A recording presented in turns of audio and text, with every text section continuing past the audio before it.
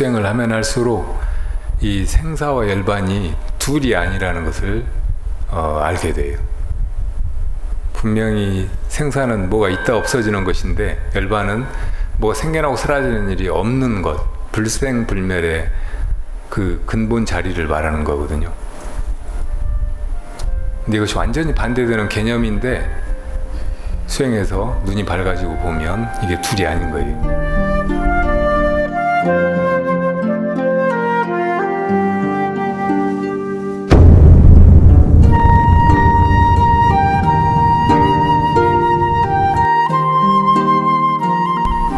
잘 오셨습니다. 다시 만나서 반갑습니다.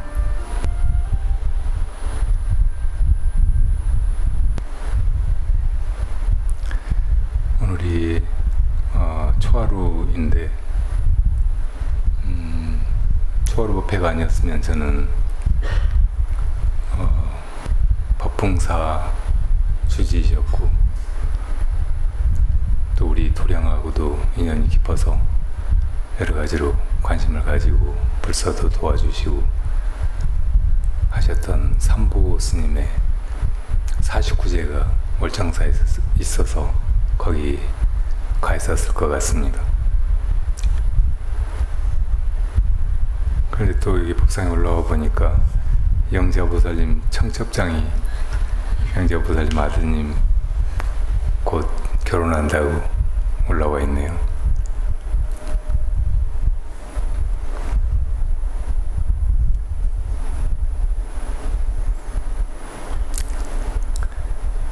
매일매일 순간순간 누군가는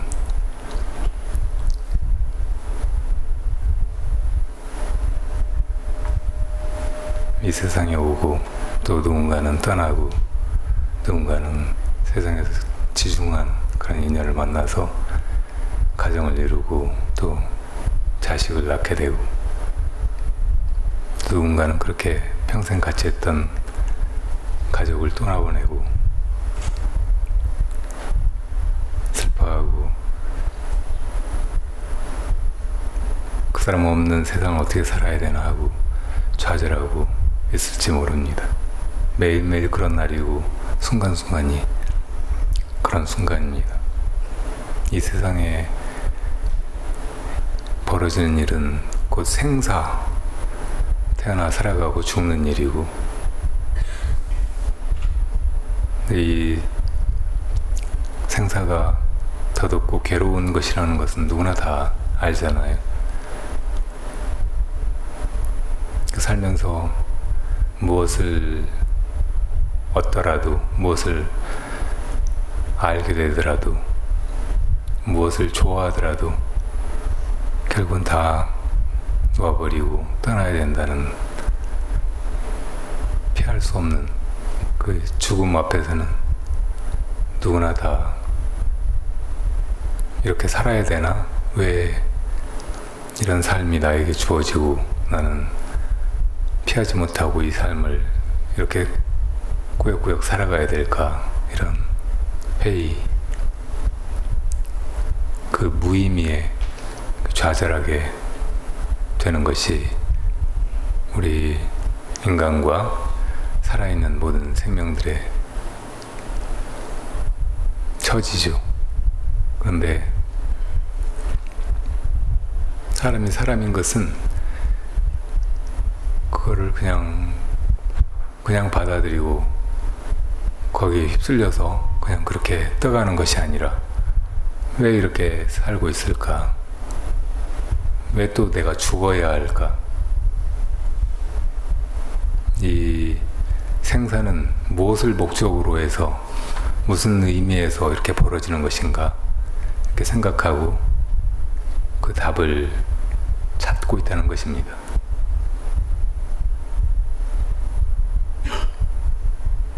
아마 한 번도 그런 생각 안 해보고 그냥 살다 죽은 사람은 없을 거예요.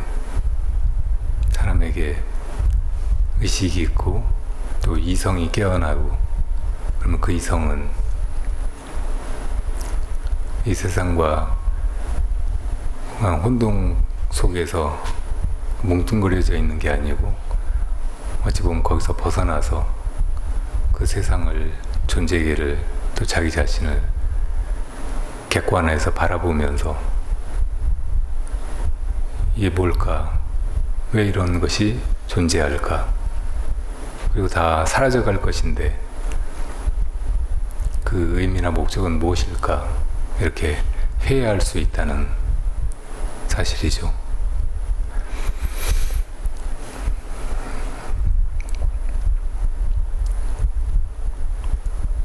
삼보스님께서는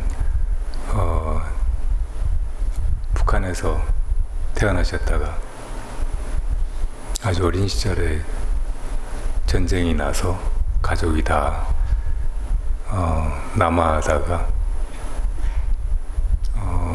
미군 그 폭격에 그 피난 행렬에 포탄이 떨어져서 아버지가 돌아가시고, 그래서 어머니가 그 아이들을 데리고 연명하다가 나중에 오대산에 들어가서 타너 스님께 귀의하고, 두 아들은 출가해서 비구가 되고 그 어머니는 비구니가 되시고 그랬다고 합니다.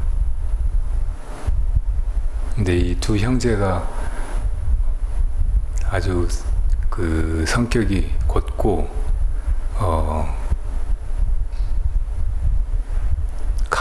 강인하고 거침없고, 그래서 나중에 타너 스님께서 월정사나 상원사에 그런 중임을 맡기시고, 특별히 동생인 삼보스님은 그런 충심이 너무 장해서 그런 점을 아끼셨나 봐요. 어느 정도였냐면 삼보스님이 군대를 가게 됐는데 떠나면서 그러더래요. 제가 군대에서 제대하고 돌아올 때는 꼭 스님 자가용을 한 대 사가지고 오겠습니다. 그러니까 이놈아, 군대가 무슨 돈 버는 데인 줄 아느냐, 가서 몸이나 상해가지고 돌아와라 그랬더니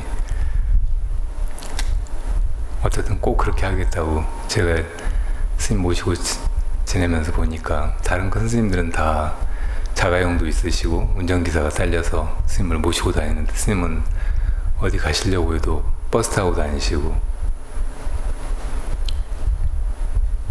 스님들이나 혹은 그 학계 뭐 지성들도 다 스님의 그 고견이나 학식이나 그 지혜를 다 흠모하고 스승처럼 생각하는데, 스님이 자가용 하나 없다는 게 말이 됩니까? 하고 떠났다가 진짜 그때 월남전에 지원하는 일이 있어서 해병대였는데 월남에 이제 파병을 갔대요. 그래서 초반에 이제 이렇게 전투에 투입이 됐는데 지뢰를 밟고 발목에 부상을 입고 그걸로 이제 의가사 제대하게 됐다고 해요. 그러면서 이제 보상을 받아가지고 그 돈으로 진짜 자가용을 사가지고 타너 스님께 돌아왔다고 합니다. 근데 타너 스님께서 이제 얘가 그렇게 신심이 지극하고 또 성격도 곧고 바른데 그래도 수행을 해야 그릇을 이룰 수 있을 것 같아서 선방에 가서 수행을 하라고 했는데, 그러니까 수행이 뭔지 뭘 어떻게 해야 되는지 모르겠고 화두를 드려야 된다고 하는데 잘 들리진 않고, 그러니까 선방에 우두커니 앉아있는데 너무 심심하더래요. 그래서 호주머니를 뒤져보니까 모나미 볼펜이 나와서 그거 가지고 앉아서 툭틱 툭틱 이렇게 하고 있었더니 입성스님이 돌아보시고, 누가 그렇게 선방에 와가지고 그런 쓸데없는 짓을 하고 있냐고. 그래서 이제 그 길로 선방에서 나왔대요. 한 번도 이제 참선이라고 그렇게 해보지는 않았나 봐요.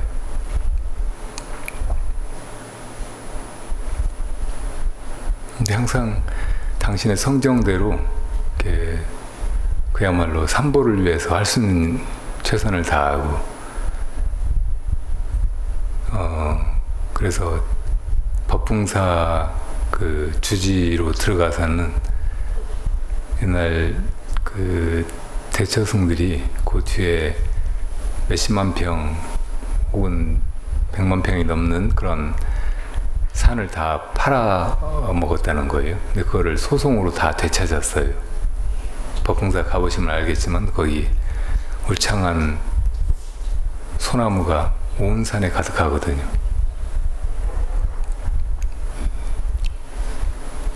근데 그렇게 지내다가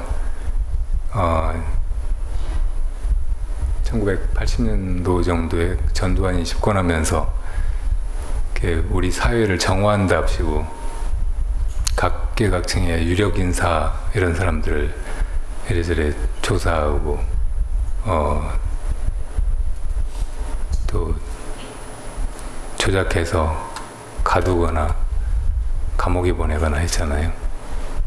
근데 종교계를 이제 본때를 보인다고 불교 탄압을 한 거예요. 법난이라고 하죠. 전국 큰절에 법당에 공수부대원들이 군화를 신고 안입해가지고 스님들을 막 잡아갔어요. 주지라고 이름 띄고 있는 스님들은 다 잡아다가 막 이래저래 취조하고 하면서 그동안 뭐 잘못한 거 부르라고, 그러니까 다 그냥 아무 소리도 못하고 그랬는데, 그때 삼보 스님만 이제 그런데 저항하는 표시를 했나 봐요. 그러니까 거기서 이제 삼천교육대에 끌려가가지고 거기서 오랫동안 고문도 당하고 그런 수모를 치렀죠. 근데 그 일에 대해서도 나중에 그 법난을 진상규명하라고 오랫동안 시위 그리고 투쟁을 해오셨어요. 그렇게 하면서 도대체 그런 목소리가 먹히지 않으니까 할복을 하기도 하셨어요. 결국은 나중에 그런 진상규명을 다 이렇게 이루어지게 하고 또 국가로부터 배상도 받아가지고 그 돈을 또 불교계 여기저기에 이렇게 희사하고 내놓으셨고, 나중에 이명박이 대통령 되면서 서울시장 하다가 어떤 자리에서 서울시를 하나님께 봉헌한다고 그런 발언을 하고 있잖아요. 그리고 그 이제 대통령 되고 나서도 불교계에 불리한 그런 뭐 지시나 뭐 정책 집행을 많이 했거든요. 그런 것도 규명한다고 하면서 또 할복을 하신 적이 있어요. 그렇게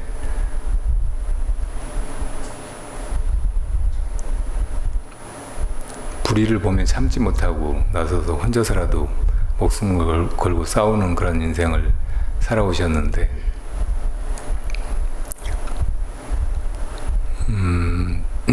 나중에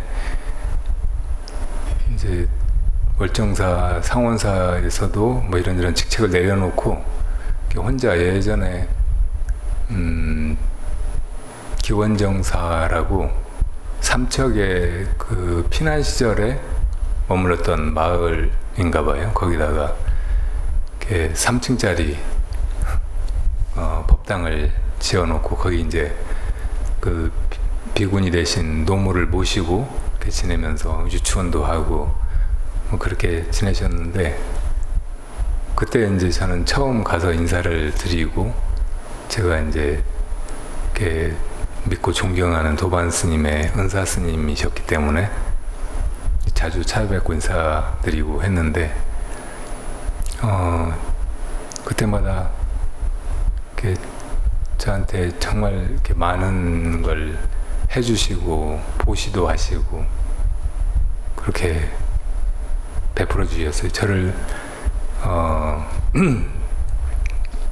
뭐 어쨌든 참 이렇게 기특하게 보시고 여러 가지로 도와주시려고 하셨고, 이렇게 들으니까 그 상주하인 도반 스님도 이렇게 항상 수행을 잘하도록 격려하시고 도와주시고, 그 도반 스님이 이제 해제하고 오면은 반가워하시고, 어디 간다고 하면은 당신이 직접 운전해서 태워다주고 했대요. 그러니까 어느 절에 갔더니 그 절에 주지 스님이 그 집안은 좀 이상하네, 스승이 어떻게 제자를 모시고 다니나 그랬더니 삼보 스님께서 그러셨, 내가 수행 못했으니까 수행하는 사람 도와야지, 모셔야지 그랬다는 거예요.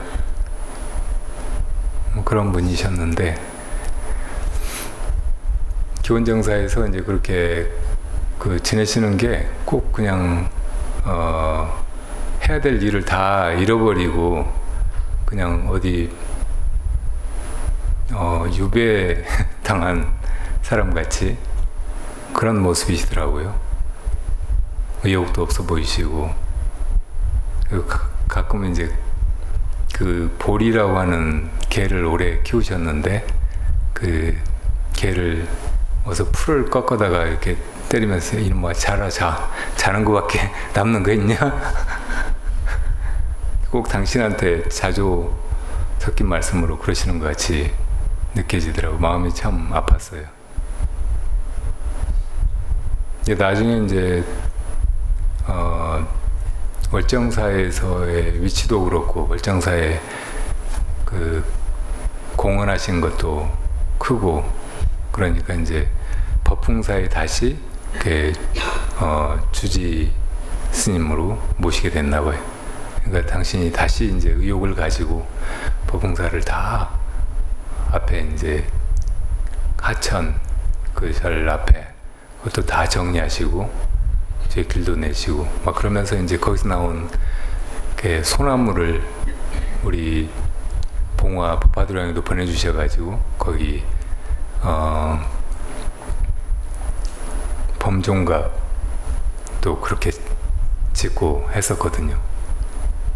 도반 스님이 저번에 인도 갔다가 스리랑카 갔다가 그렇게 수행을 하고 돌아왔는데 은사 스님이 오지 말라고 하시고, 이제 그 사형이랑 같이 이제 그래도 스님을 찾아뵙는 게 인사라고 해서 가겠다고 하는데도 촛발 세고 오라고 그러셨는데, 이제 그 전에 남종을 하셨나 봐요. 은사님이 그 절에 삼보스님을 존경하고 항상 찾아뵙고 모시고 그랬는데,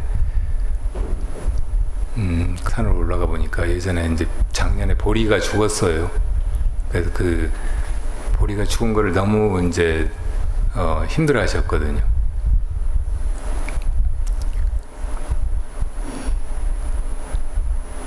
근데 그 보리 무덤 앞에 이제 땅에 이렇게 누워 계셔서 스님 왜 여기 이렇게 계시냐고 했더니 근데 안색이랑 너무 편안해 보이시더래요. 스님 왜 이렇게 누워 계시냐고 그러니까 나 오늘 갈 거야. 뭐하러 왔어? 가면 다시는 안 와. 그러시더래요. 근데 그 말씀을 너무 편안하게 하셔서 어떻든 이제 이렇게 들쳐업고 모시고 이제 차로 병원에 갔는데 가는 도중에 이렇게 임종하셨다고 해요.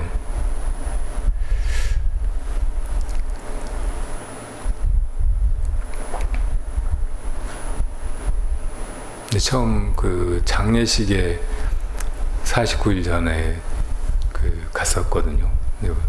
그때 이제 종단에서 원로 스님도 한 분 오셔가지고 이렇게 한 말씀 하던데 그 말씀이 너무 인상적이었어요.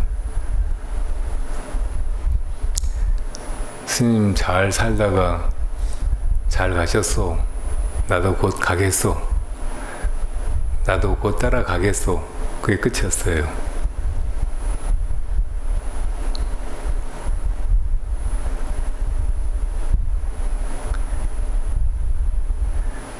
사실은 사람마다 다 길이 다르거든요. 그리고 어떤 사람이 진짜 수행을 하고 있는지 아닌지 이것도 밖에서 보고는 잘 모를 수 있어요.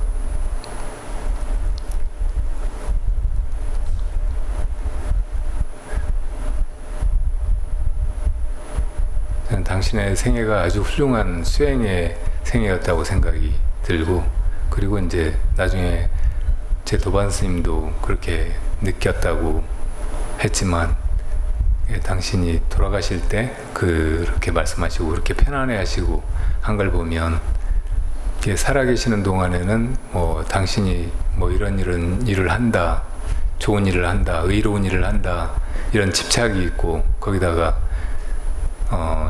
이 자의식이나 자기 명예나 자기 존재의 그 의미를 거는 것처럼 보였지만, 마지막엔 그조차 다 내려놓으신 거예요. 그러니까 그렇게 내려놓는 일이 아주 큰 수행이고, 어떻게 보면 수행의 성취, 이루어야 할 곳에 이르는 그 일이라고 생각이 들었습니다.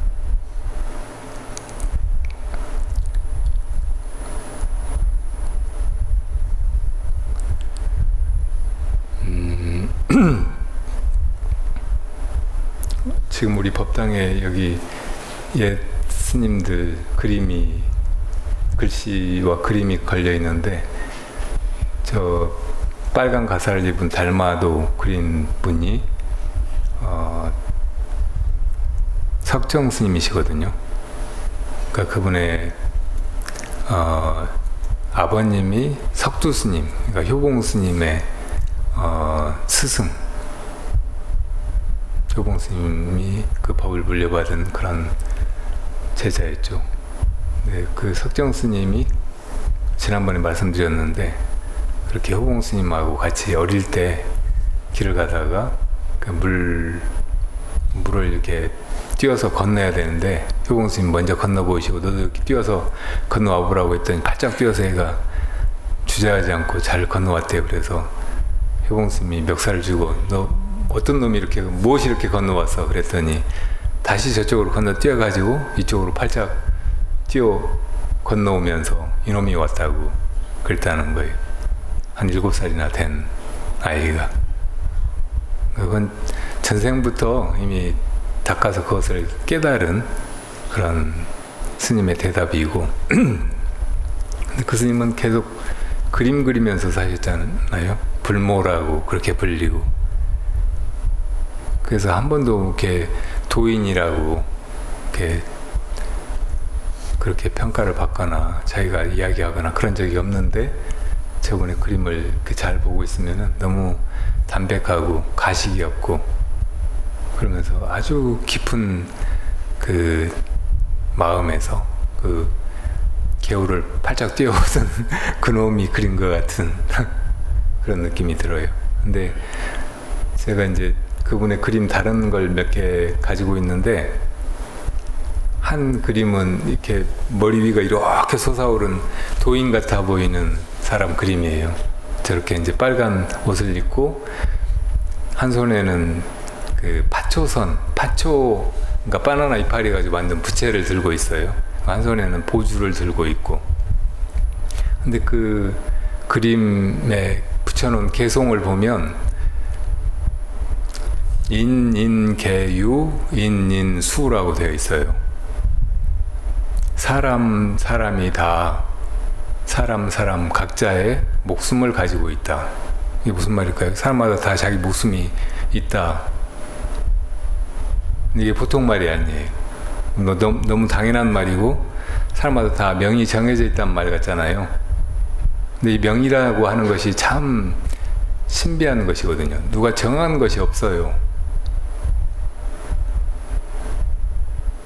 그런데 또 자기가 마음대로 할 수 있는 것도 아니에요. 어떤 때는 마음대로 하기도 하죠. 자기가 자기 목숨을 끊을 수도 있으니까. 그런데 대부분의 경우에는 이제 이런저런 인연이 합해져 가지고 목숨이 닿으면은 그냥 이제 죽게 되는 것이 생명이잖아요. 특히 사람은 이제 유일하게 자기가 없는 상태, 자기가 죽은 상태를 상상하기도 하고, 그 상태가 더 좋을 것 같으면은 결행해서 이 세상을 떠나고 다 놓아버리고 떠나기도 하는 존재죠. 그러니까 수행해서 깨달음을 이루는 것을 생사에 자제한 거, 이것을 척도로 삼는 경우도 많거든요. 자기가 죽음에 끌려가거나 죽음을 당하는 게 아니고 거기 자제하게 되는 거. 죽음이 와도 스스로 죽음을 맞이하고 그 자기 소멸로, 자기 없는 자리로, 생사 없는 자리로, 열반으로 그냥 들어가는 것. 열반으로 들어가는 것을 입적한다고 해요. 열반을 정멸이라고 하니까 거기 들어간다, 이런 뜻으로 입적이라고 하고, 어떤 때는 큰 스님들이 그렇게 열반을 보이시는 거, 이것을 시적하셨다고 합니다. 보일 시자, 고요할 적자, 정멸을, 열반을 드러내 보이셨다라고 말해요. 그리고 우리가 불교 공부를 해가고 수행을 하면 할수록 이 생사와 열반이 둘이 아니라는 것을 알게 돼요. 분명히 생사는 뭐가 있다 없어지는 것인데, 열반은 뭐가 생겨나고 사라지는 일이 없는 것, 불생불멸의 그 근본 자리를 말하는 거거든요. 근데 이것이 완전히 반대되는 개념인데, 수행해서 눈이 밝아지고 보면 이게 둘이 아닌 거예요. 그러니까 부처님은 생사 속에서 중생들이 이렇게 괴로워하고 있으니까 그 괴로움을 덜어주고, 죽음을 두려워하니까 자기 소멸을 싫어하고 피하고 싶어하고, 그게 닥쳐오면 너무 정신을 못 차리고 불안해하고 두려워하니까 그런 두려움에서 우리를 건지시려고 이 세상에 오신 거예요. 그것도 생이죠. 그렇게 해서 80평생을 사셨는데, 그리고 이제 마지막에 중생하고 똑같이 돌아가셨단 말이에요. 그건 사람이 죽은 거는 하나도 다를 바가 없어요. 중생이 죽은 것과. 그건 분명히 죽음인데 그 죽음을 열반을 보이신 거라고 한단 말이에요. 반열반이라고 하죠. 무여열반에 들었다고. 깨달음은 이 몸을 가지고 살아있는 동안에 이루는 것이잖아요. 살아있는 동안에 이 몸뚱이는 생사하는 것이지만 사실은 이 몸뚱이가 내가 아니고 본래 없는 것이고, 그래서 생겨나고 죽는 일도 없는 것이라는 것을 보는 거예요. 그게 열반이에요. 그런데 그래도 이제 죽어 없어지는 건 아니잖아요. 살아있단 말이에요. 중생들이 보기에는, 깨달음을 이룬 사람도. 근데 또 보면 깨달음 이룬 사람도 언젠가는 죽게 된단 말이에요. 죽음을 보인단 말이에요. 그거는 이제 이 몸뚱이가 생사 없는, 본래 없는 그런 존재라는 것을 깨달았지만, 나중에 이제 진짜로 이 몸뚱이가 그런 것이고 열반을 온전히 드러내는 일이 이제 그렇게 깨달음을 이룬 분이 돌아가시는 거예요. 이렇게 시적하는 거, 이것을 반열반이라고 한단 말이에요. 부처님의 경우에는 대반열반이라고 하죠. 그러니까 열반경이 부처님께서 맨 마지막에 입적하시기 전에 설하신 경인데, 거기에 이제 그런 내용이 들어있는 거예요. 열반이란 곧 어디 딴 데 있는 게 아니고 이 세상으로, 우리의 생사로 이렇게 드러나 있는 것이다. 이 생사와 열반이 다르지 않은 것이다. 이런 걸 보이고 있단 말이에요.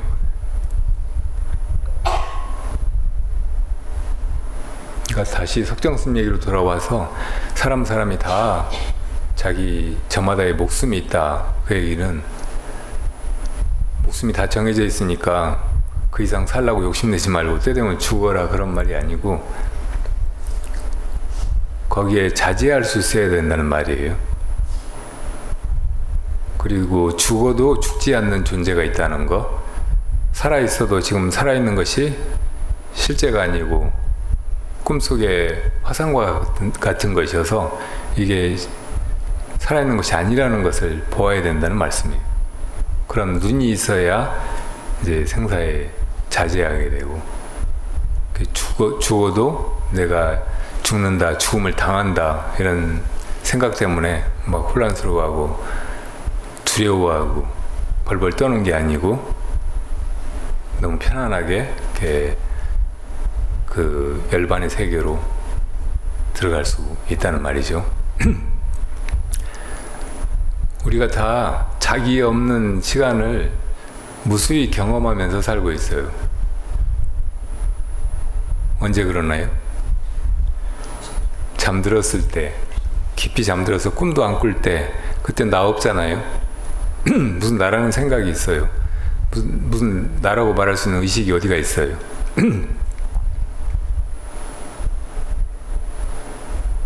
근데 그때 마음이 완전히 무기에 깜깜한 것에 덮여가지고 이대로 나 없고 뭐 이것저것 다 사라지고 뭐 보고 듣고 알고 하는 것도 다 끊어져 버린 그 자리에 이것이 그냥 이대로 있다는 것을 자각을 못하는 거예요. 그런 속에서 깨어 있을 수 있어야 이제 자각이 일어나는 거죠. 그래서 수행이라고 하는 것은 생각이 끊어진 그 자리에 들어가 가지고 무기 무명에 덮여 있는 게 아니고 그때 자각을 유지하고서 아 이것이 원래 있는 것이고 진짜 나이고 이것은 뭐로 드러나거나 없어지거나 그러는 것이 아니고 언제나 그대로인 것이로구나 하고 깨닫게 된다는 말이에요. 그러니까 모든 살아있는 것들, 중생, 그리고 모든 사람의 진짜 해야 될 일은 바로 그 깨달음을 이루는 것입니다. 그것을 우리의 본분이라고 하죠. 어떤 데는 그것을 우리의 명이라고 말해요. 우리 생명과도 바꿀 수 있는 거. 그리고 살아있는 동안에 뭐 해야 되는 걸로 그렇게 인연 지어진 거, 이걸 소명이라고 하잖아요. 명. 불교에는 또 정명이라는 게 있잖아요. 팔정도 가운데 정명이 있어요. 이제 평생 무엇을 이 삶의 목적으로 하고 무슨 일을 하면서 살 것인가에 관계된 거예요. 그러니까 무슨 직업을 가질 것인가 이런 문제라고 보면 너무 좁게 국한한 거고, 제대로 보자면 무엇이 이 인생의 목적인가, 살아있는 동안 내가 무엇을 하려고 하는가, 무엇을 이루려고 하는가에 관한 것이에요. 그게 이제 그냥 직설적으로 이야기하자면 이 생사의 본질을 꿰뚫어 보고 이 생사가 우리들에게 주는 그 덧없음과 괴로움에서 벗어나서 이것이 왜 존재하는지, 왜 생사가 벌어진 것인지, 왜 내가 여기 있었던 것인지, 왜 이 세상이 이렇게 생겨나고 이렇게 돌아가고 이 세상은 도대체 무엇을 위해서 이렇게 존재하고 우리를 여기 살게 하고 하는지, 이런 것을 다 깨닫는 것을 말하는 거예요. 그러니까 그 모든 우리가 살면서 가지고 있는 의문에 대한 답을 얻고, 또 모른 채로 이 생사 속에 휘말려 들어가지고 거기서 당하던 모든 고통에서 벗어나고 이렇게 하는 것이 우리 삶의 목적이란 말이죠. 그렇게 하는 사람이 이 생사의 의미를 알고서 순간순간 존재하고 살아가고 또 무엇인가를 하고 정말 제일 좋은 일, 제일 의미 있는 일이 우리 모두가 다 함께 이렇게 완전하게 이 진리나 혹은 생사 너머의 열반을 깨달아 가지고 거기 함께 그것을 누리는 것이라고 한다면 그 일이 다 이 깨달음 속에서 이루어진단 말이에요.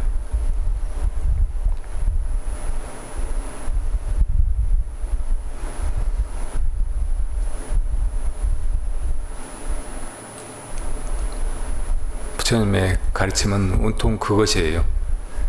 부처님의 제자가 된다는 거, 부처님 따라서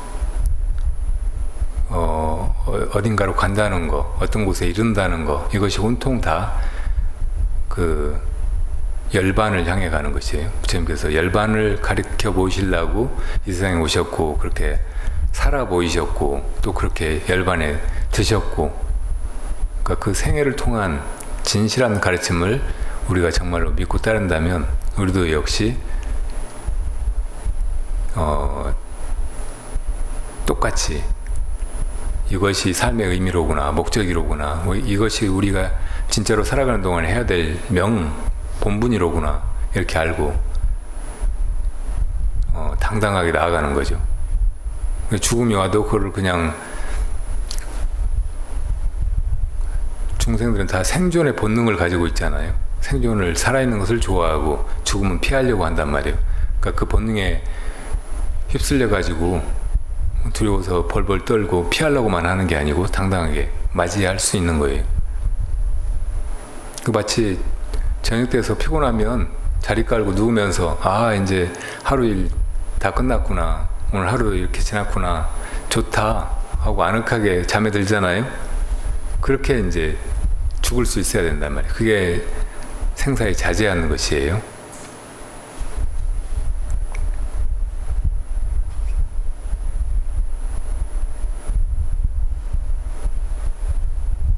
부처님께서 그러셨듯이 우리가 살아가는 동안에 다른 사람을 돕는다고 하는 것도 그렇게 생사에 자제하게 되는 거, 생사의 꿈에서 벗어나서 언제나 근원에 그대로 있는 우리의 본래 자리, 본래 자기, 본래 그 의식이나 마음,